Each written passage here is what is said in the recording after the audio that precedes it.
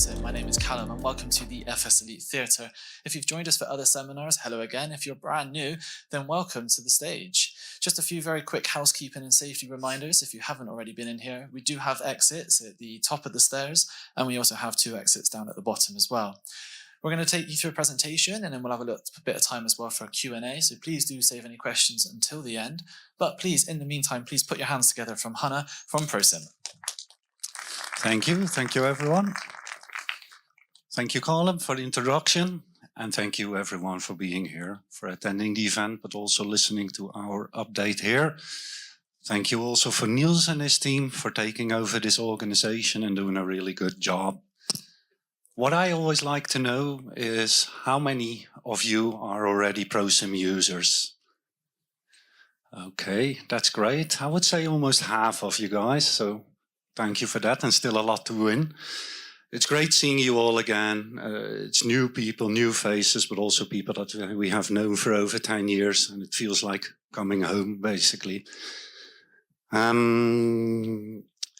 If you have any questions, as Colin said, please keep them for after the presentation. Come to our booth later, come to our booth tomorrow, or meet us tonight in the bar of the Van der Valk Hotel. What you're looking at is a new brand called HomeSim. I've spoken to a number of you guys already here on the exhibition floor, answered many questions already, but glad to give you the complete story.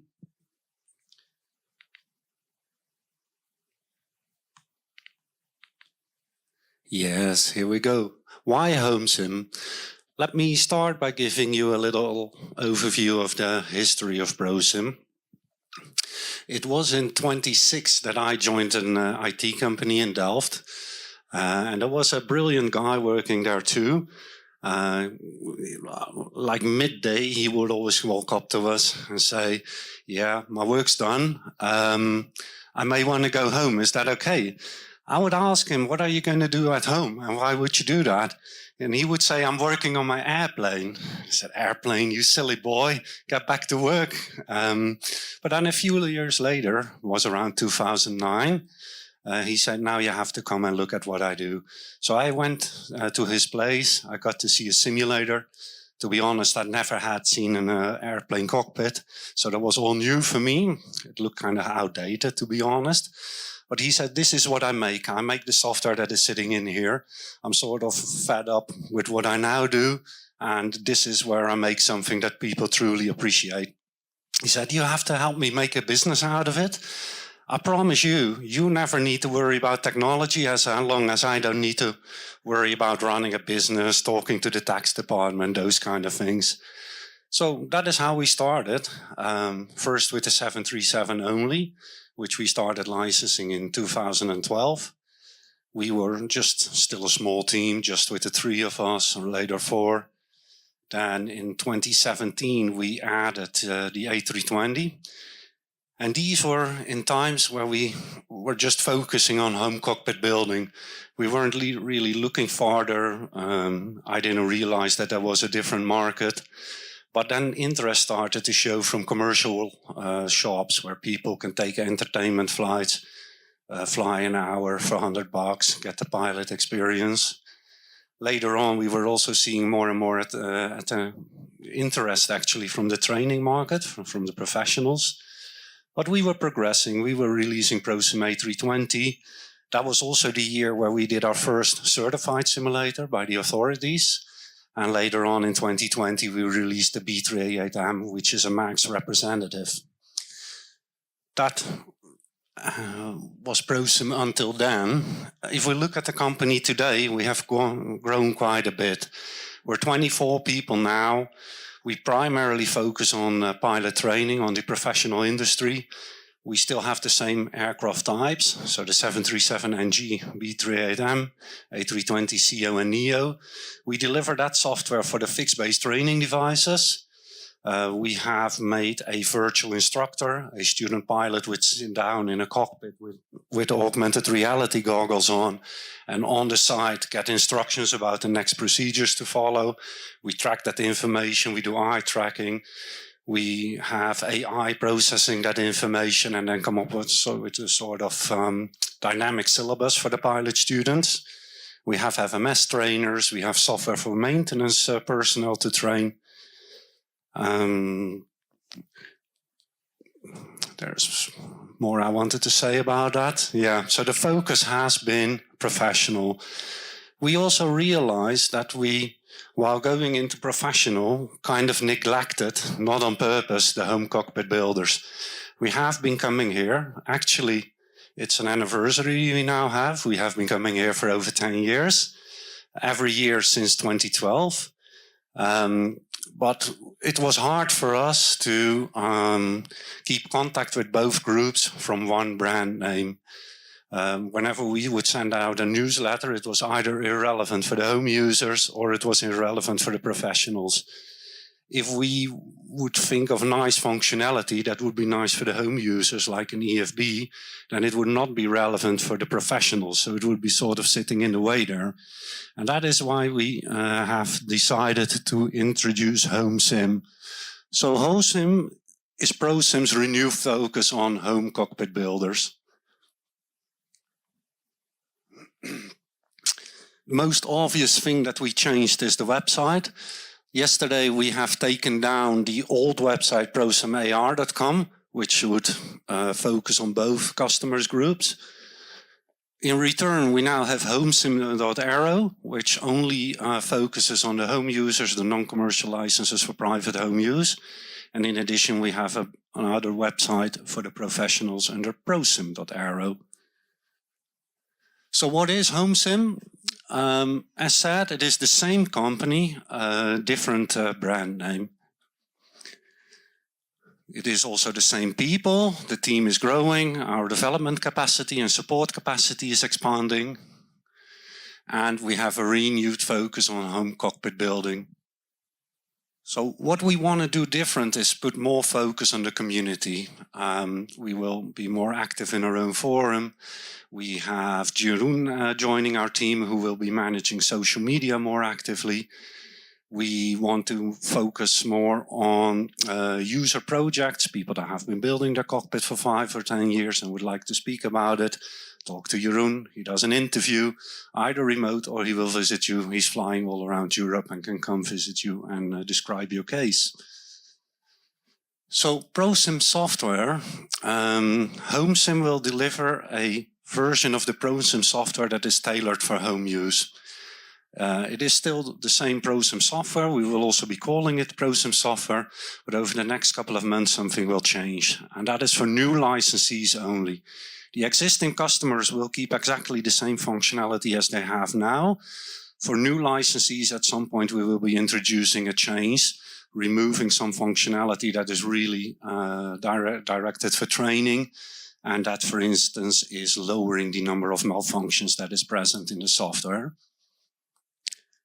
What will be possible, we still have to come up with a final scope and pricing for that, but we will be offering to home users, or actually to every user, to upgrade their malfunctions from one tier to the next. So for home users, that would be upgrading from the non-commercial malfunction set to the commercial malfunction set. And of course, also the home users keep benefiting from a lot of the developments that we do for professional use. Other updates that I wanted to share with you. Up until now, we have delivered the software with 1 year of free updates, and after the first year, we were charging €100 per year to continue receiving updates. We have changed the update subscription into a support subscription. The support subscription contains software updates, but also a support SLA. That means that any user would receive 2 hours of our support free of charge. After the 2 hours, we will be charging for support. Only in cases, though, where the issue that the user is experiencing is attributable to a ProSim mistake.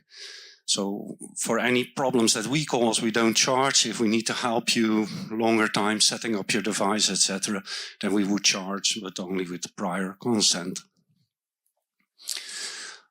Still about support though, In the past, we had a little bit of a bad name in that regard. We were struggling with too many tickets. At some point, I think we had 300 or 400 open in our system. It was just difficult to keep up with it. At the moment, we have 3 people dealing with support. The support portal is working very well. We're down to around about 25 open tickets per product. If you need our support, please go to our support portal. The forum, of course, will also get some more attention. We will be a bit more active there. We will do a fresh new look, update the logo, but it will remain a community forum, so for people to interact with each other and to ask other users for their support. If that doesn't work, if you need us to jump in, then please go to our support portal and raise a ticket there. What will also change is the cycle of the updates. What we have been aiming for up until now is to bring out a product release for each of the aircraft types every 4 weeks. That seemed like a good idea, and for a while we kept up with that, but at the moment it has turned out to be not such a great idea, because it made us rush, it made us put out updates that were not tested well enough. So from a quality assurance perspective, we are changing from 4 weeks to 8-week update cycles. Then 11.055, does anybody know what that means? That's good.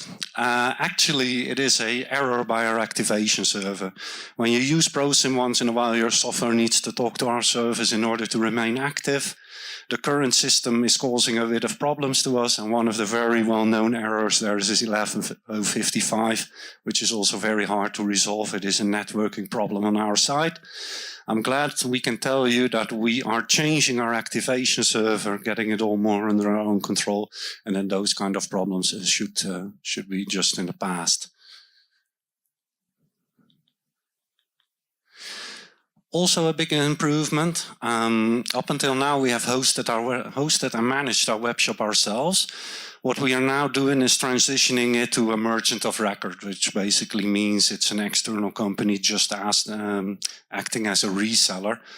They do what they're good at, we do what we're good at.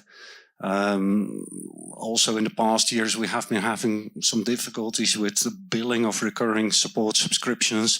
People got not billed at all. People got billed 3 times. I want to apologize for those issues. At the moment, we have put our FMS trainer subscription licenses in this new web shop. Everything seems to work fine. And in the next couple of weeks, we will be merging also all non-commercial licenses and support subscriptions to this new system.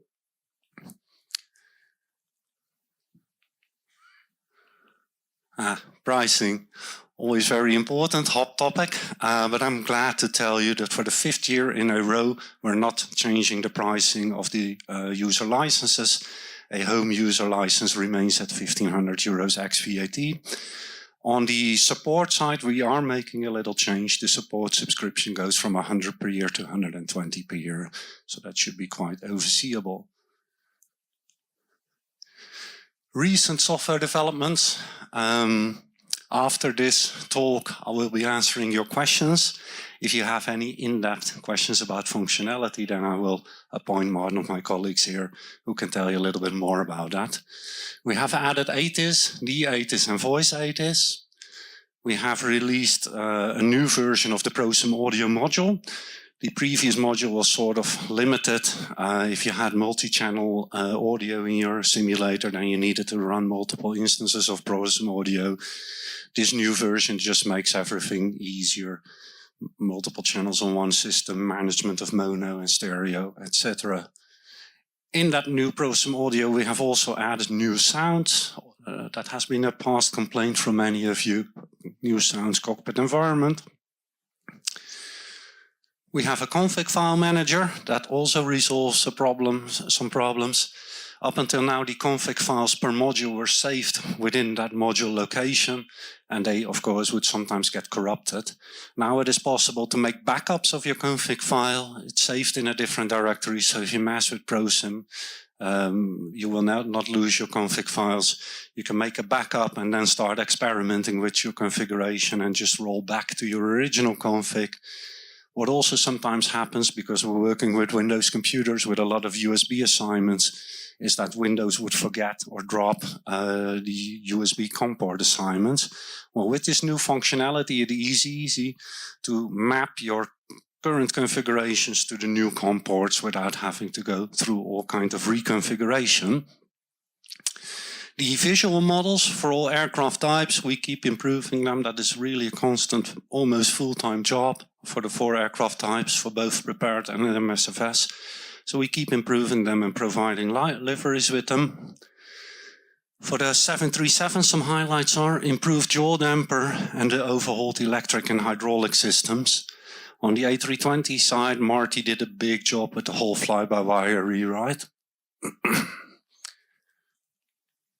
And we have released compatibility for P3D V6.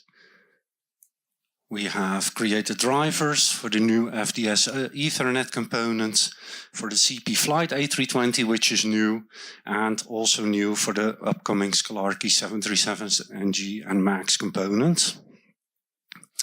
Looking into the future, something asked for a lot, we will be adding the EFB to our products.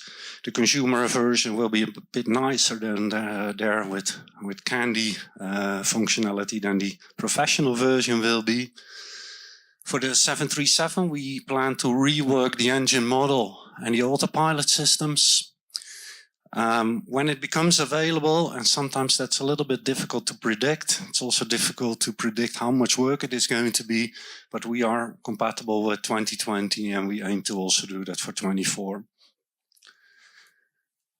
Drivers, we will create native support for the Cockpit for You throttles, and we will create support for the Simon overhead panel and TQ. And of course, as we always do, we continuously keep updating the systems of all the aircraft types that we support. That was rather fast. What I wanted to tell you is that we're also going to be present at the FS Expo, so we want to keep giving more attention to the home users. I guess that was about it from my side.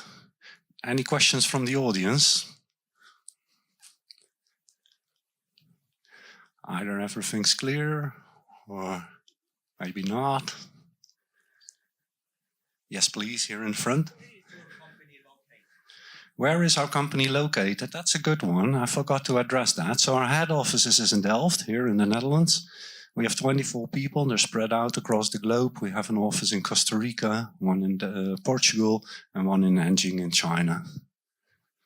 But feel free to come see us in Delft. Give us a ring in advance, but everyone's always welcome. Thank you. Any other questions, people? Yes, please go ahead.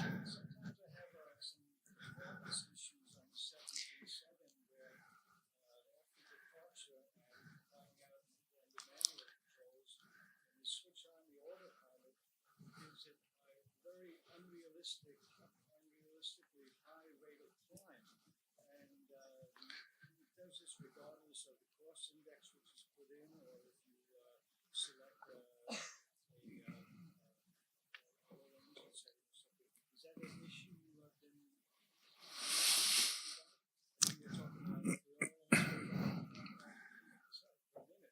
Yeah.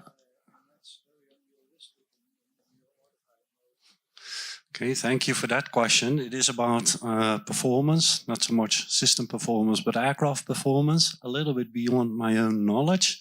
Also a bit of a deep question. I don't know if anyone from my team can quickly address that question.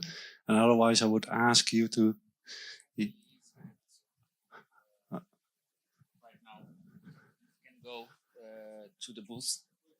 Yeah, you can, we can talk about it, yeah.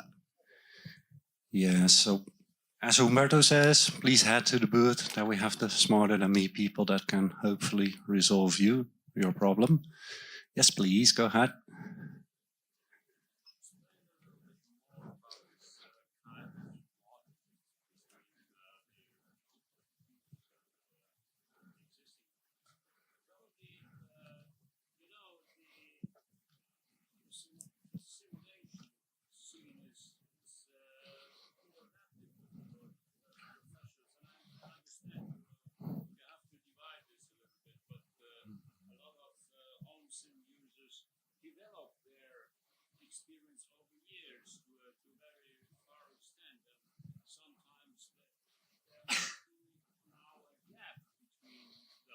see product and the professional product? And as an idea, would it be possible to get some modules in between? Probably more modules for failure scenarios or technical things. You know, the one thing is the controlled and controlled throttle. Yeah. So let me wrap that up. If I understand you correct, you would like to know more about the difference between the home user software and the professional software, about modules that can bridge that, or? If someone needs some modules, Mm-hmm. probably it is kind of how you can Okay. If we can offer modules now to home users that we make available now to the professional users, I believe actually, and you can tell me if I'm wrong, but I believe that our product for home users is pretty complete at the moment. The beautiful thing about home users is that they're very passionate, right, about their build, and maybe even more into details than some professionals are, because for them it's just a job and for you it's a passion. In that way, it's also nicer sometimes, in a certain sense, to be here and to deal with home users rather than talk to professionals. They're also nice people, but they're happy when the sim does the job for their business, and they're not so passionate or thankful as we see here. If we look at the functionality that will be different between the license types, it is the number of malfunctions. And to be honest, I don't think home users use 300 malfunctions on a regular basis. But also, for instance, we have software for compliance with the regulatory requirements, like we call it a QTG. It is an objective assessment of the aerodynamic behavior. It's not something that you want at home. You don't need that for anything. It doesn't add anything to your joy. If you spoke about, I think, a motorized EQ, we have support for that. We have support for control loading also for home users. So if there's anything that you're missing, please come talk to us. But at the moment, we have no, other than the tier upgrade for the malfunctions, at the moment, we have no plans to offer any additional packages as upsells, but I'm always open for ideas in that regard. Yes, please.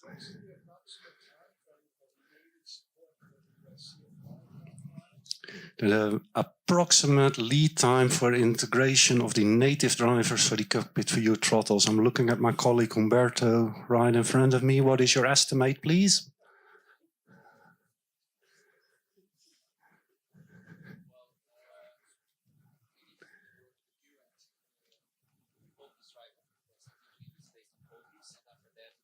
Simple.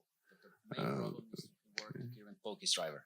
Yeah, can you repeat that perhaps over the mic? Yeah, the current problem is related with the POCUS driver. So we need to rework the POCUS driver, and after that it should be very simple. Yeah, it's let's say I hope before the end of the year, 2024. Yeah. Okay, thank you for that question. Take this to be the final question for us for today. Okay. Yes, please go ahead. What do you mean with the 70% improved yaw damper overall electric and hydraulic system? So see I now the yaw damper now moving, or shouldn't see this? Thank you for the question, and Colin, can I ask you to hand over that mic again to Humberto here? Of course. The yaw damper previously basically was not working anything, so it's not doing anything, and right now it is.